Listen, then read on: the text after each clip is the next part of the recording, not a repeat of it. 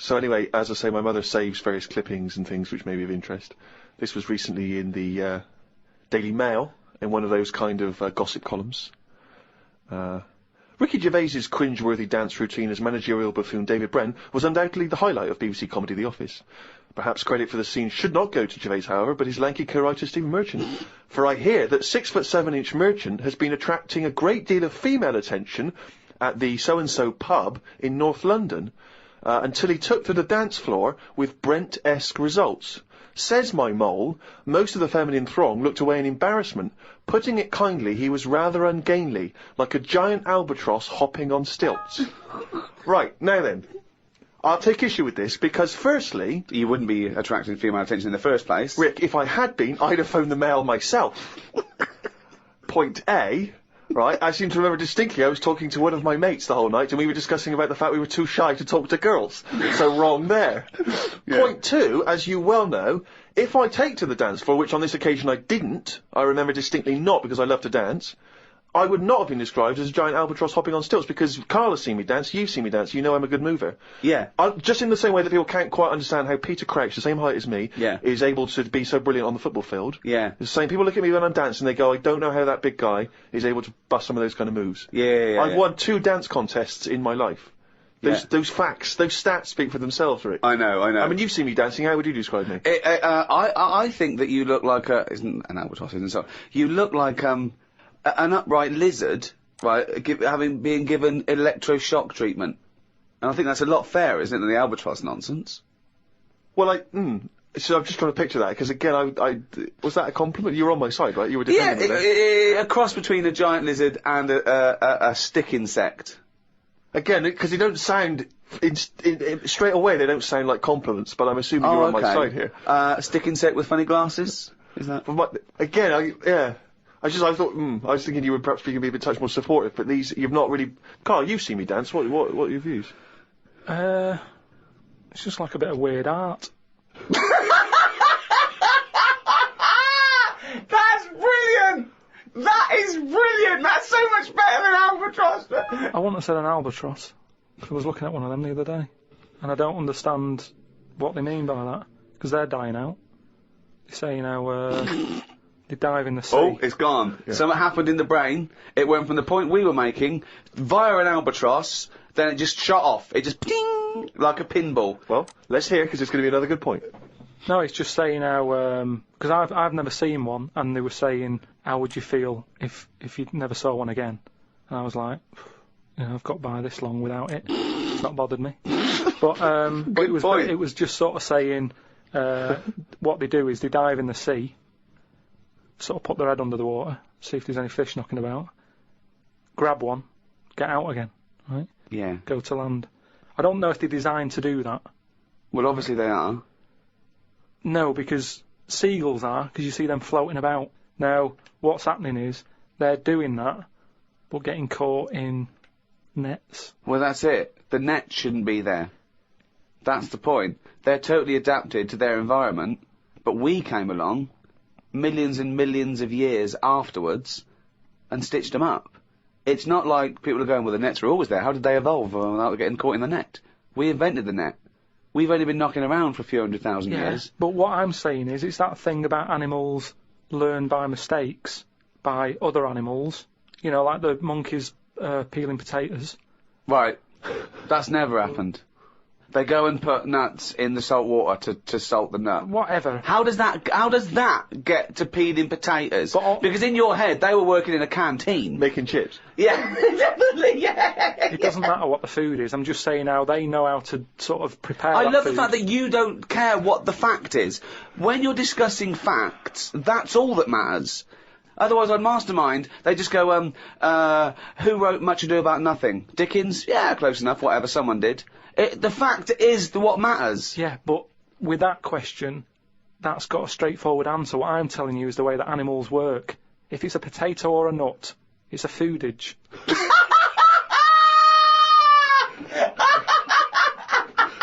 And once again, I return you to my question as before. What's your point? What point were you making? I'm just saying an albatross will find food. If you're hungry, you find food or you change your diet. If you don't eat something else, you die out. Simple. Said before, if you want a pie, but they haven't got any pies, you have a pasty. Alter your diet. And an albatross... Drastically. Yeah, pies are- radical. Yeah, you said. Completely changing my diet. No more pies. What are you eating? Pasty. Brilliant. Oh, I'm not going to eat quiche anymore. I'm going to have a tartlet. But you're getting more and more sort of single-minded in your... No, single-celled. Yeah.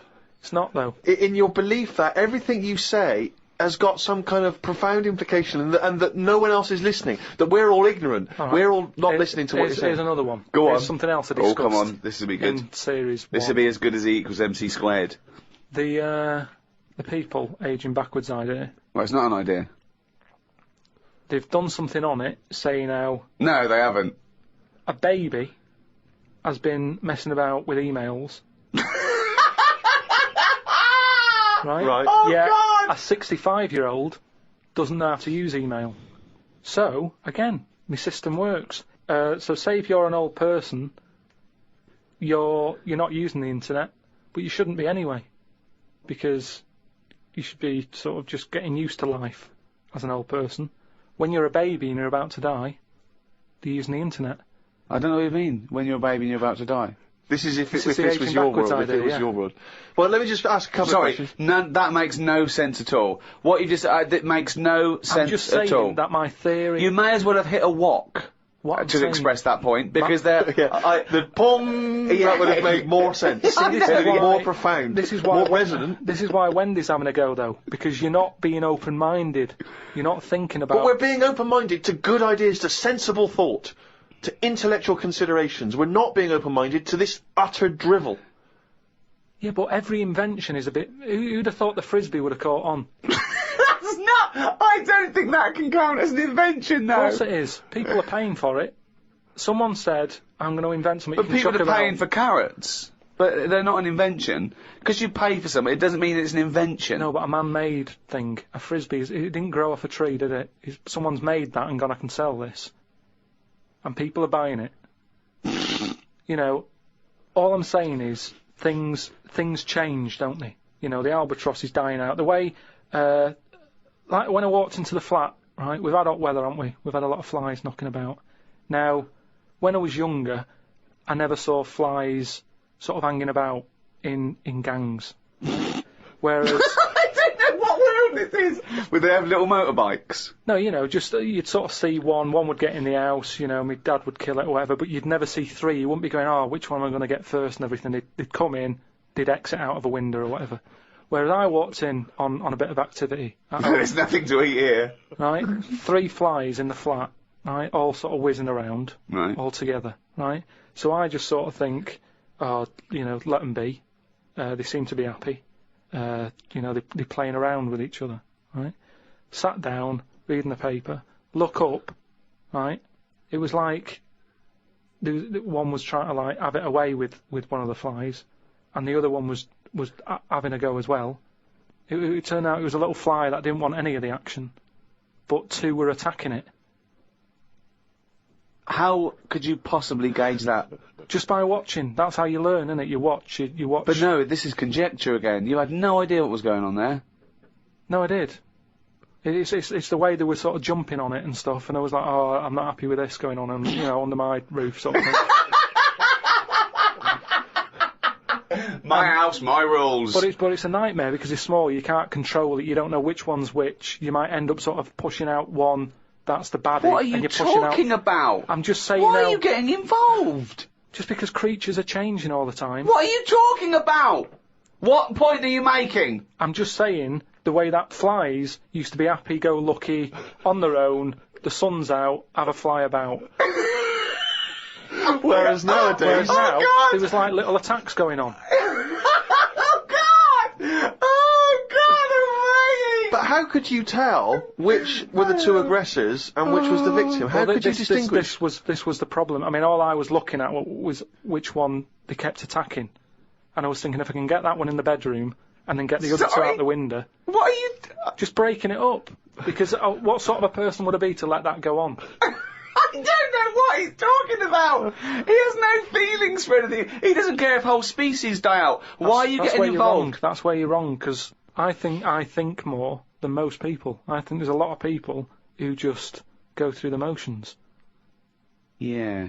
They do the same thing every day. They can do a job, but that's all they stick to. They don't think about what them flies do. Carl, what's that I've lady known doing? you for, I don't know, 4 years, and all you ever say is things like, why do we have jellyfish? No, I haven't mentioned a jellyfish today. But it's the same old shit. You look at someone, you make up your own story, and then your conclusion annoys you, even though it's totally fatuous. Like I say, the man with the frisbee. What happens if he had a mate who said, "Rubbish that"? He wouldn't have done it.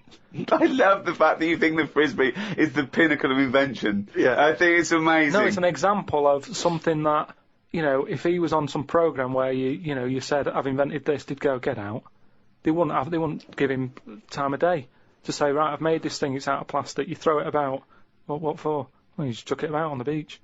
What's the point? It's a bit of fun, innit? No, I don't like it. That was an argument with himself. No, but do you know what I mean? It's a popular little thing, and I'm just saying it's easy to put ideas down. But you've never even come up with an idea as good as the frisbee, and that's saying something. I came up with a clippable mat that goes on a cup, and it's a good little thing. I haven't followed it through yet. A what? A clippable mat. What's a clippable mat? What does that Clippable involve? mat that you stick on a cup, so you can put your cup down on a table without having to go, "Oh, where's that mat?" It's clipped to the cup all the time, and you put the cup down wherever you want because it's got a mat on it. I think I've seen that. But why does it have to be clipped to No, I it? think Why I couldn't it have. just be built into the cup? Because So it clips onto, you've got to have special cups. It doesn't clip onto every cup. no, but just the same way that every sauce is different. You don't say, "Oh, I'm sick of this saucer. It doesn't fit a mug." You use the saucer that. I mean, I don't use saucers. Just don't buy. But isn't a saucer what you're talking about? Kind of, yeah, but it's clippable. But why is the clippability so important to you? So you don't have to keep finding the mat when you put the cup down. It's constantly clipped to the But why does it have to be clippable? Because that suggests it's removable. Why not just have something where it's constantly attached? What's to stop you from losing that in much the same way as you lose the coasters? which Do of we course is need problem? this? Do we need a clippable coaster? But let's ask him like it's the Dragon's Den. Let's ask Okay, him yeah. now. What? We've got money to invest Yeah. on your clippable Right. cup. What's now your pitch problem? this idea to us. How would you sell this Well, idea to you us? just said. What was your question then? Brilliant. So you're not listening. Let's start No, again. I am. Okay, I no, just- imagine you walked in. What is it for? What is it for? Is it a coaster to stop the heat from the cup burning the varnish? Rick, let him explain it. Or Let's- is it a saucer to stop Well, look spills? at it. Here it is. Let's have you pitch this idea to us. Just you've never met us before. You were investors. Tell us, explain this to us. Sell it to us. Right. We're living in a world where furniture is important to people. They spend a lot of money on it, don't they, furniture? Yeah, There's so many absolutely. furniture shops out there. Yeah. All different types of wood from all over the world. Absolutely, yeah. Right? Good If something's come from the Amazon, you don't want a coffee stain on it. No, you don't know. Right. But we're living in a world as well where people don't use saucers. What do you mean when they you go don't? out, when you go out and buy, because people. What do you don't- mean we live in a world where they don't use saucers? Yeah, there's loads of saucers, yeah. Because I know people who buy cups singly. Right.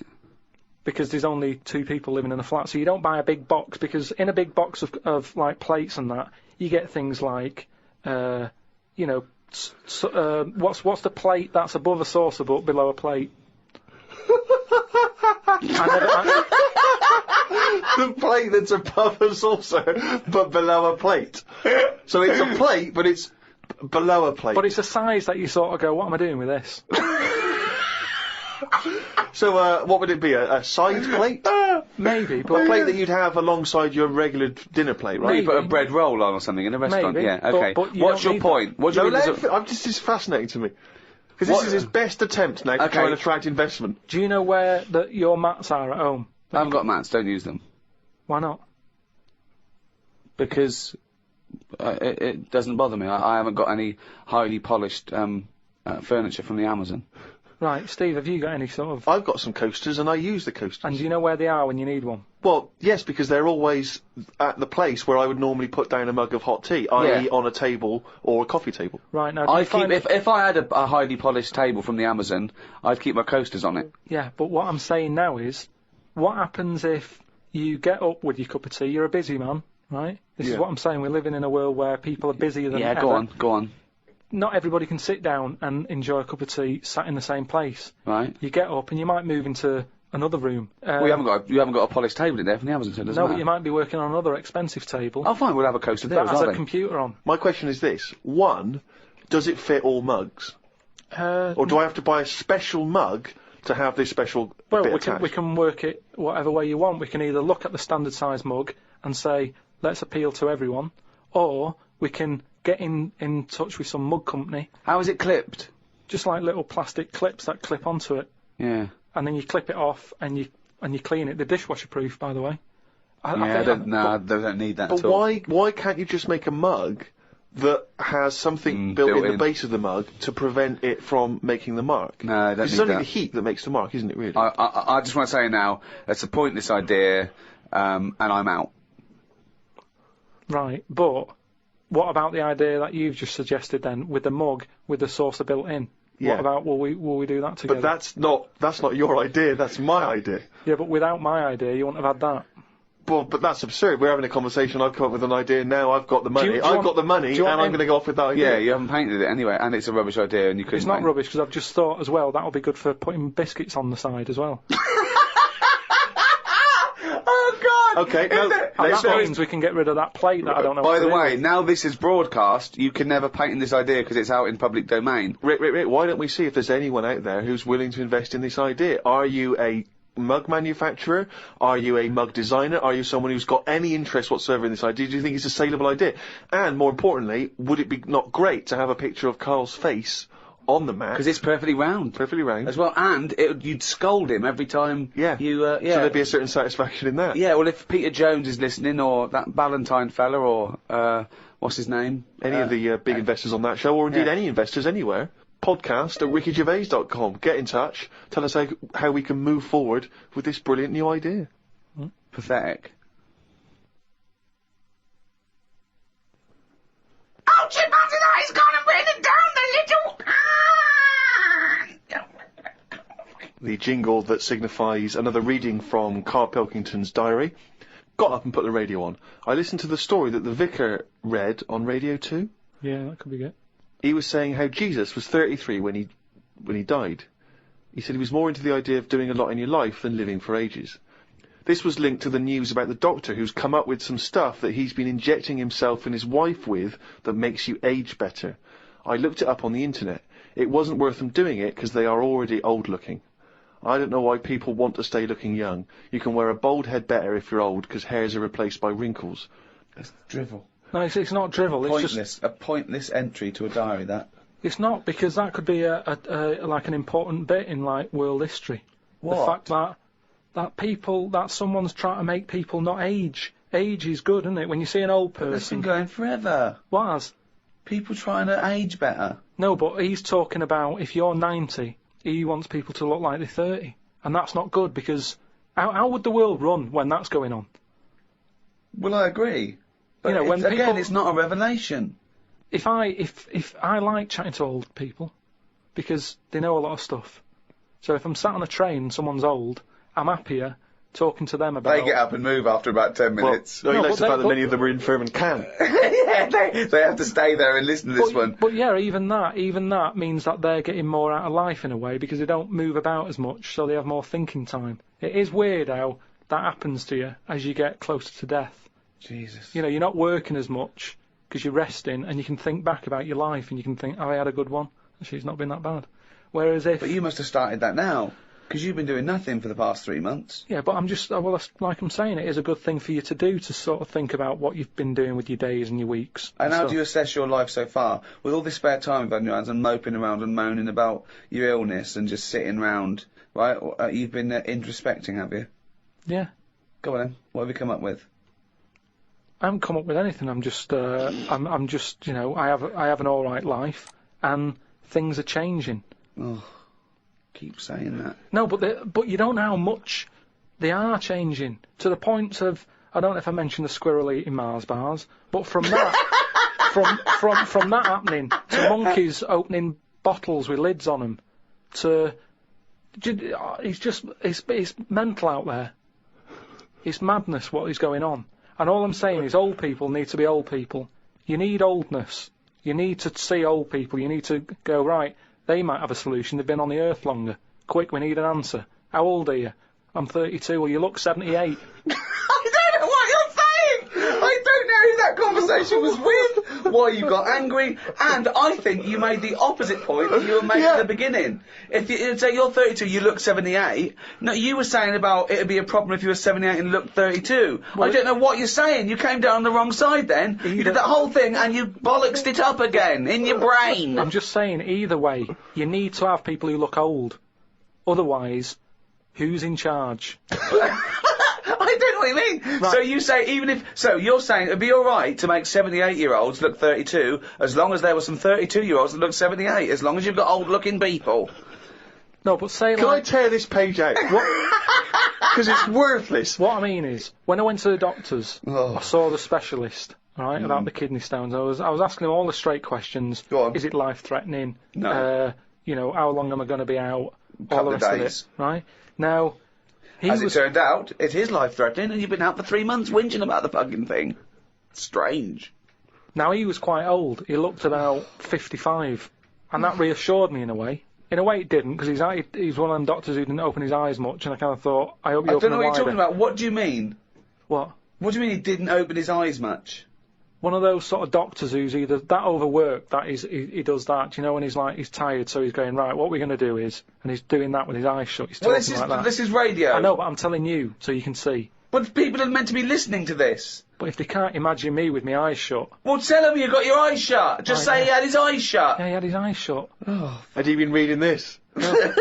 Bored stupid, I imagine. He's just trying to get a... Well, do you know what I mean? Or I don't know if it's because he's tired or if he's that educated that some people know so much you don't even have to look at it. You don't know what you're talking about. Intelligent people. Who is so educated that they don't need to open their eyes? You see it. You see like... What is that? Who's that bloke up there? Is he blind? No, he's been reading too much. He doesn't open his eyes anymore, doesn't he? No. Old people who you see wearing tweed and what have you, and they're really posh and they talk, and whenever they talk, their eyes are shut and they open... don't know what this observation is. I don't understand why you've never seen that. I've never seen an old, educated man wearing tweed who doesn't bother open his fucking eyes. Steve, I don't know what you're talking about. Steve, have you seen... Do you know what I mean? When people don't sort of open their eyes when they're talking to you, and it can be quite annoying, because it's like they're saying, I'm not interested about you sat there, I'm not bothered if you're listening or not, I'm saying what I'm saying because I say what I say.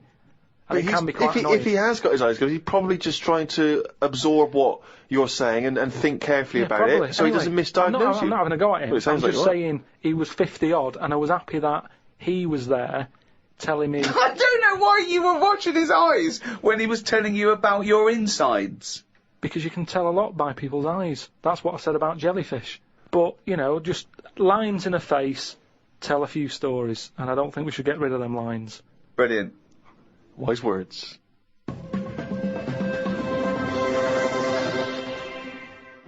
Well, that's the end of show number 4 in this 3rd series of the Ricky Gervais Show. So it's goodbye from me, Ricky Gervais, Stephen Merchant. Goodbye. And, of course, Karl Pilkington. Right.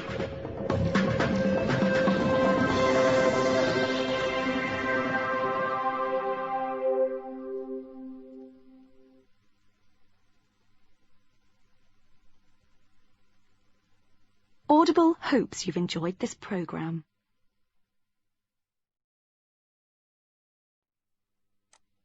This is Audible.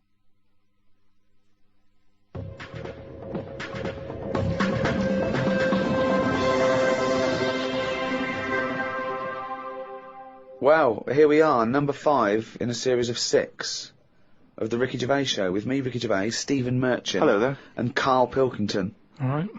Well, Karl, you are officially a published author. Your book came out, The World of Karl Pilkington, and a copy will go in the British Library. Will it? Well, they have to take every rubbish. I think it'll go in the British Library lavatory. From what I understand, it'll be in there with like a collection of like novelty postcards and maybe a Viz compendium. Well, Yeah, so they take everything. Just think of that. But is that a rule they set up when books were more important to people? And now it's kind of like, I wish we never said we'd do that. Well, they have to add 2 miles of shelves every year, apparently. That's what I mean. Now, surely, they change a lot of other rules, don't they? They used to allow people having their head cut off. And now they've gone, we shouldn't do that anymore, so we'll sort that. Why don't they just say, only so many books a year make it in there?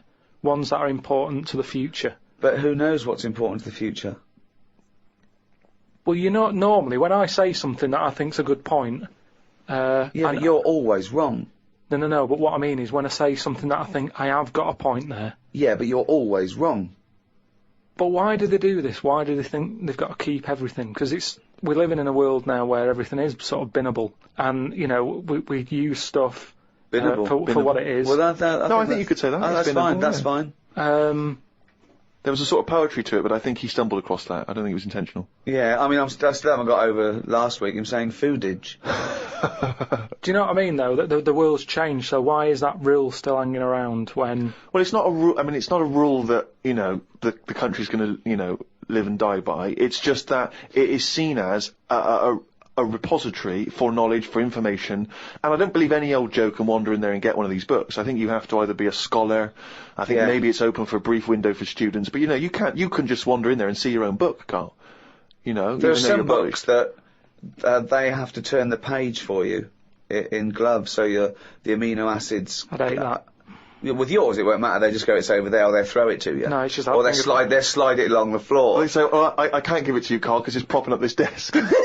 Yeah, they kick it to you and say, put it in the bog when you're finished with it. It's just that thing of being timed, though. I hate it when people go, have you read this? And then I can't read it properly because they're thinking I'm taking ages here. Do you know what I mean? So I have to scan read it. And they go, it's good, that. And they go, what do you think? And I go, about what?